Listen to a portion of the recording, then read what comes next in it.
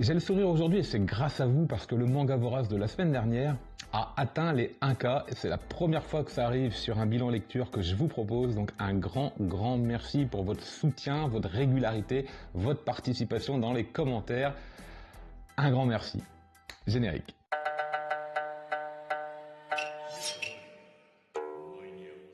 Yo, salut à tous, salut à toutes, c'est Authentique, bon appétit puisqu'on se retrouve une nouvelle fois mardi à midi pour le manga vorace, 7 mangas, 7 lectures différentes, 7 avis et cette semaine 2 coups de cœur, 2 gros coups de cœur sur 2 nouveautés qui sont sorties la semaine dernière. Pour vous aider à naviguer dans la vidéo, si vous n'avez pas envie de vous spoiler sur tel ou tel titre, je vous invite une nouvelle fois à utiliser le chapitrage comme bon vous semble. Je vous donne rendez-vous vendredi prochain pour les mangas les plus what the fuck que j'ai pu trouver, les thèmes les plus dingues que j'ai pu dégoter comme ça ou que j'ai pu lire. Allez, on démarre tout de suite. Premier manga que j'ai lu la semaine dernière, du gros shonen, le tome 24 de One Punch Man, avec toujours ce souci de l'auteur de nous proposer des covers et des sous-covers qui forment en fait une sorte de fresque verticale, voilà, comme ceci. C'est vraiment récurrent dans la série One Punch Man, c'est vraiment rigolo. Et souvent sur certains titres, on a énormément de petits bonus comme ça dans les pages, en dessous, sous les covers, bref, il y a énormément de petits dessins, de petites annotations. Je vous invite à vérifier si vous possédez la série et que vous n'avez pas fait attention. Allez regarder comme ça sur les différents volumes, c'est plutôt sympathique. One Punch Man, au niveau du dessin, c'est Murata, Yusuke Murata. Il envoie du pâté à chaque page. On a des scènes, des mises en scène, des plans absolument fabuleux, une énergie... C'est dingue à lire. Franchement, vous êtes complètement happé par le rythme, par le dessin que propose l'auteur. Ça donne une espèce de plus-value à l'histoire qui est déjà de base, je trouve, géniale. Mais alors, les dessins enrichissent tout ça. C'est grandiose. One Punch Man, c'est vraiment pour moi le shonen de ces dernières années par excellence, tellement il est bon, tellement il est agréable à lire. Et en plus, au niveau du scénario, le tome 24, évidemment, continue de nous proposer cette grande baston dans les sous-sols entre les héros et l'armée des monstres. Et vous avez notre héros principal, Saitama, qui fait un petit peu son apparition. Ce qui est génial avec Saitama, c'est qu'il a fallu lui trouver un rôle dans cette histoire, dans le manga en lui-même depuis le début, parce que il est trop fort.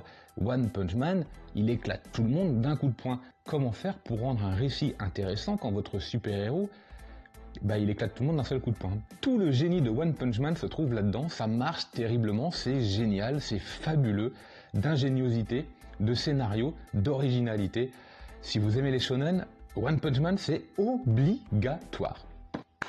Next, DB Super, tome 16, chez Glénat, une édition tout à fait classique, on passe notre chemin sur l'édition. Au niveau du dessin, une fois de plus, ça alterne entre le bon et le moins bon. Vous le savez, Toriyama ne fait que superviser, de temps en temps il participe. Je pense qu'il participe plus qu'il ne le dit. Et je suis à peu près sûr que quand c'est vraiment bien dessiné, alors il y est pour quelque chose. Au niveau de l'histoire, on enchaîne dans Dragon Ball Super différents arcs, ça passe un petit peu vite, peut-être trop vite à mon goût, je passe tout de même un agréable moment parce que Dragon Ball c'est Dragon Ball, donc de toute façon on n'y touche pas. Et là on a l'apparition de Granola, ici le guerrier le plus fort de l'univers a priori, bref, le schéma est assez classique, ça fonctionne, c'est agréable, c'est frais, il y a pas mal d'humour, c'est Dragon Ball. Tome 16. On passe maintenant à une lecture, 3 volumes, une intégrale, et je remercie Mangadoc pour le petit filon, puisque je l'ai trouvé sur Vinted grâce à lui. Je les ai reçus, je les ai lus, je parle de Mail. Alors, le tome 1, 2 et 3. Mail, c'est aux éditions, c'est collection Senpai, donc ce sont les éditions Pika, c'est en 3 tomes par Onsui Yamazaki. Au niveau de l'édition, vous avez un manga en papier un peu canson comme ça au niveau de la cover, c'est la petite particularité de ce titre. Donc relativement fragile, un petit peu jaunissant, le manga date un peu et il est d'occasion donc c'est un petit peu jauni, mais c'est vraiment pas grave, ça fait la blague. C'est un manga qui m'attirait, pourtant les covers un peu pixelisés comme ça, je suis pas fan, je suis pas fan, ça a son style, ça a son originalité, mais globalement c'est pas très vendeur. Au niveau du trait, j'ai eu l'impression d'avoir un peu du Satoshi Kon sous les yeux. Voilà, vous allez voir quelques dessins, quelques images, défiler, et peut-être que vous serez d'accord avec moi. J'ai eu l'impression également d'avoir un peu du MPD Psycho dans l'ambiance. Voilà, d'ailleurs, on est chez le même éditeur, dans la même collection Senpai. Donc c'est pas tout à fait anodin, je pense. Les traits sont donc plutôt fins, de temps en temps un petit peu simples, mais globalement très agréables, avec ce qu'il fallait de justesse chez les personnages pour alterner les situations légères et les situations un petit peu plus lourdes, un petit peu plus pesantes et un petit peu plus effrayantes. Pourquoi effrayantes? Eh bien parce que Mail en fait est une succession d'histoires courtes qui vous fera penser un petit peu au manoir de l'horreur. Ça enchaîne différentes histoires, un petit peu comme Mushishi. Nous avons des espèces d'esprits, mais là nous avons des esprits malveillants. Dans Mushishi, les choses se réglaient de façon très simple, très posée. Dans Mail, nous avons un exorciste qui possède un pistolet dans lequel il met, un petit peu comme pour Yu Yu Hakusho avec son pistolet doigt et son énergie comme ça psychique, là il met une énergie dans une balle et il tire ensuite grâce au pistolet pour les exorciser, pour les éliminer. C'est plutôt sympathique. Nous avons comme ça différentes histoires avec systématiquement un fantôme extrêmement mauvais, pesant, c'est lourd, les scènes parfois sont un petit peu glauques, sont un petit peu crades, voire un petit peu gore, moi j'ai beaucoup aimé. Il y a un petit côté également slice of horror pour ceux qui connaissent, c'est-à-dire que nous avons une situation globale où on ne voit rien et d'un seul coup, paf, patatras, vous avez l'esprit dessiné, beaucoup plus travaillé, beaucoup plus réaliste. Le scénario reste léger puisque c'est une succession d'histoires, même si l'auteur arrive à faire un lien et donne une espèce de background comme ça au personnage, ça marche plutôt pas mal. La série a été stoppée, mais c'est pas grave. Pourquoi? Ça s'arrête à la fin d'une histoire, et comme on n'est que dans une succession d'histoires comme ça qui ne sont pas liées les unes aux autres, et ça passe tout à fait, voilà, ça s'arrête au bout du 3e tome, et en même temps on se dit qu'on n'aurait pas eu envie de lire 15 tomes comme ça. Je pense que 3 tomes, c'est très très bien. J'ai passé un très très bon moment de lecture, c'était assez pesant au niveau de l'ambiance, c'était suffisamment prenant pour faire ressentir quelque chose, c'était sympathique, vraiment, avec ce qu'il faut d'horreur, ce qu'il faut de fantastique. Ouais, on enchaîne maintenant avec un manga complètement barré, complètement what the fuck d'Enjin N par le duo qui nous a déjà régalé avec Fortress of Apocalypse, des zombies, une histoire un peu pétée, et encore plus avec Starving Anonymous. Ce sont vraiment deux auteurs qui nous proposent du contenu complètement ouf, auquel on ne s'attend pas. Là encore, c'est le cas. Édition chez Pika, 3e tome sur 4, édition complètement classique, on va passer notre chemin là-dessus. Des dessins très tranchés, très incisifs, avec un style bien particulier dans lequel on a l'impression que tout le monde est coupable. Le regard chez les personnages, l'attitude, les visages, le trait, vraiment, donne l'impression que tout le monde est un peu pété là-dedans. Et on ne sait jamais trop si les personnages sont bons ou mauvais. C'est toujours très surprenant. Au niveau de l'histoire, nous sommes donc dans l'avant-dernier volume et le tome 2 nous laissait vraiment sur notre faim. Qu'allait-il arriver du personnage ici principal, du personnage qui est mauvais, ce personnage qui est décédé en fait très rapidement dans le tome 1 et qui s'est réincarné sous forme de d'ondes informatiques, numériques, électriques, bref, il peut passer dans les câbles et il peut se manifester sous une forme non physique, non vivante, un petit peu comme dans Serial Experimental Lane, et une équipe de 2 jeunes détectives, enquêteurs, un petit peu comme pour Death Note, essayent de l'affronter et de l'empêcher de commettre ses méfaits. Celui-ci ayant juré de porter son idole, une chanteuse, au sommet de la gloire, quitte à écraser tout le monde sur son passage. Bref, le scénario n'est qu'un prétexte pour nous présenter une idée complètement farfelue qui fonctionne. C'est très agréable à suivre finalement, c'est assez étonnant. On est tout à fait dans le manga popcorn comme j'aime les appeler. On passe un moment de lecture complètement pété, complètement barré, mais ça marche, ça reste léger si vous aimez le fantastique, si vous n'avez pas trop envie de vous prendre la tête, un petit côté science-fiction avec des traits un peu déjantés. Ça c'est fait pour vous, c'est en 4 tomes donc c'est pas long, et scénaristiquement ça tient plutôt bien la route. Affaire à suivre, on verra un petit peu le dénouement de tout ça. On enchaîne avec un maître du manga, Leiji Matsumoto chez Kana et V2 Panzer, dans un one-shot comme ça qui nous est proposé. Je vous mets évidemment les covers originales au passage. Alors V2 Panzer, j'ai été très surpris. D'abord, je me suis régalé à lire évidemment une œuvre de Leiji Matsumoto que je ne connaissais pas beaucoup, et lire de cette cover absolument géniale, ce choix de couleurs, moi ce contraste, j'adore vraiment, j'ai trouvé ça très très joli. Ce format est un grand format. Ça marche très bien, c'est très agréable à prendre en main et à lire, ça respecte franchement un auteur qui mérite de posséder des éditions comme ça. Si vous pouviez nous sortir de l'Albator comme ça là, ouais, moi je serais pas contre un canard, moi je vous dis ça. V2 Panzer nous place dans un monde post-apocalyptique sur une planète où une course de moto est lancée. Voilà, notre héroïne va faire l'acquisition d'une moto et va participer à cette course. Alors on a évidemment tous les thèmes que Matsumoto aime réutiliser, utiliser, présenter dans ses œuvres, l'aventure spatiale, la guerre, l'usage du pouvoir par les hommes, l'écologie, la place de l'homme avec un grand H ou même de l'homme avec un petit h dans tout cet environnement-là.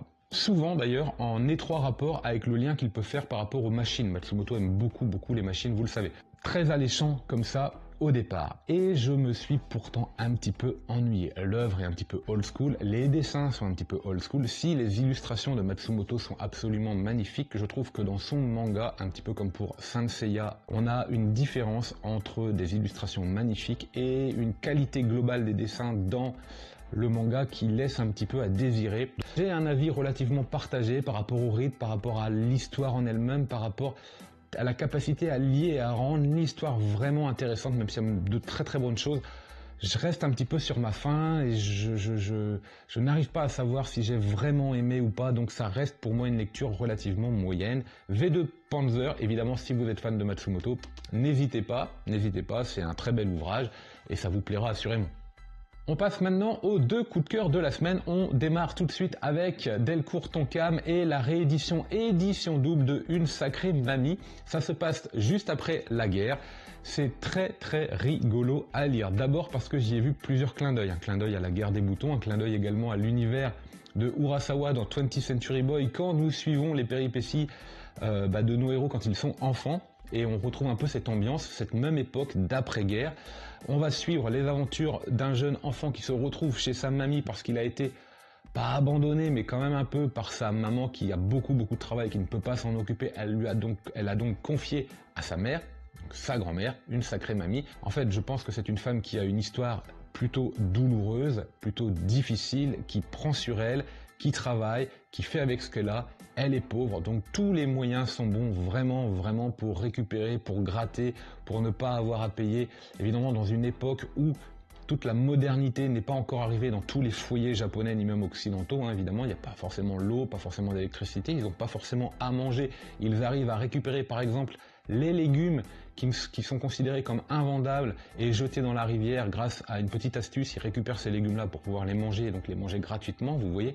Bref, on va suivre comme ça les péripéties de ce jeune garçon qui est très sympathique, vraiment très sympathique, très agréable, très intelligent, très humain. Et c'est ce que sa mamie, au fur et à mesure des chapitres, essaye de lui enseigner. On est pauvre, ok, mais tu vas être humain. Et c'est ce qu'il est, c'est très agréable à lire. On a un rythme mais léger, un rythme soutenu, un rythme assez vif, pour une mise en scène qui est relativement classique. On est sur case après case, il n'y a pas évidemment de surenchère dans la mise en scène de ce manga qui présente un style un petit peu old school, un petit peu comme Natsuko no Sake. C'est un manga avec lequel je pourrais faire une comparaison. Une sacrée mamie, Natsuko no Sake. Si vous avez aimé l'un, vous aimerez sûrement l'autre. J'ai hâte de découvrir le tome 2 parce que c'est une lecture limpide, c'est une lecture fraîche, divertissante, rafraîchissante, intelligente également. Une sacrée mamie, c'est le premier coup de cœur de la semaine. Merci Delcourt Tonkam de nous l'avoir réédité. Et le deuxième coup de cœur de la semaine sera évidemment le tome 1 chez Soleil Manga de Day Dark par Kyu Hayashida, l'autrice de Dolo et Dolo.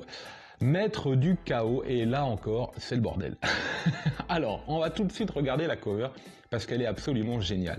Cette cover-là, en fait, est une cover transparente, et vous avez, hop, notre héros, avec son masque, sans son masque. Évidemment, il est fan, là aussi, d'un plat, comme dans Doro et Doro, où on avait les gyoza. Là, ce sera les spaghettis boulettes.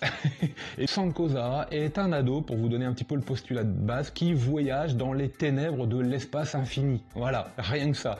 Nous sommes à la fois perdus dans quelque chose de génialement infini, et de pourtant très minimaliste à la fois. C'est tout le paradoxe, c'est toute la maîtrise de cette autrice qui est absolument géniale, que ce soit dans le trait ou de la façon de narrer son histoire. On est à la fois perdu dans quelque chose de très grand, très vaste, de très riche, et de très refermé sur lui-même également. C'est vraiment paradoxal d'ailleurs. Alors Sanko Zara a une particularité puisqu'on raconte que ses os ont la particularité d'exaucer tous les vœux. Donc évidemment, il devient la cible de tous les chasseurs de primes, de tous les malfrats, de tous les pires voyous de l'espace. Rien que ça.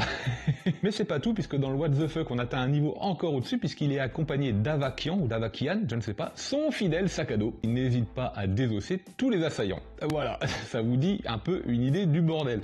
Le trait est absolument sublime, c'est le trait que l'on retrouve dans Doro et Doro. Il est fourni, il est parfois incroyablement torturé, tortueux et pourtant des fois tellement évident à saisir. C'est un paradoxe permanent de lire une œuvre de Kyo Hayashida. On est promené, trimballé dans un univers qui n'appartient rien qu'à elle et dont elle seule a la capacité de le maîtriser. Je pense qu'il n'y a que cette autrice qui est capable de nous présenter un univers aussi riche et aussi bien maîtrisé. Du génie dans le trait, c'est du génie dans la narration, complètement barré dans l'idée de départ et en même temps c'est tellement riche et tellement évident d'être happé par cet univers. On se plaît à tourner les pages et on en redemande.